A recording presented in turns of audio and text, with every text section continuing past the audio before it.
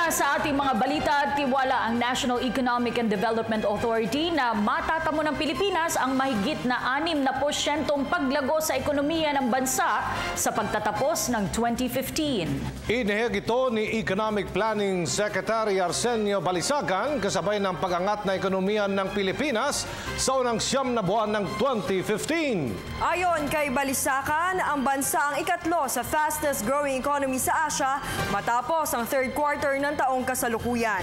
Ang buong ulat ihati ni Rocky Ignacio. Nagtala ng panibagong paglago ng ekonomiya ang Pilipinas sa Asian region batay sa National Economic Development Authority o NEDA, lumago sa 6% ang gross domestic product ng bansa sa third quarter ng taon, mataas ng 5% sa 5.5% ng third quarter growth noong 2014. Sa inisyal na ulat, ang Pilipinas ang ikatlong may pinakamabilis sa paglago matapos ang China na may 6.9% at Vietnam na 6.8%. Natamo ang mataas sa paglago ng GDP dahil sa pinalakas sa paggastos ng pamahalaan mula sa 3.9% ng nakaraang huling bahagi ng taon sa 17.4%.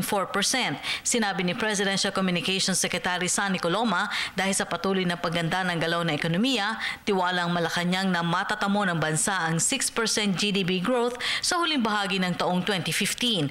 Alinsunod na rin ito sa kautusan ni Pangulo Aquino na pabilisin pa ang pagpapatupad ng mga pangunahing development projects ng pamahalaan.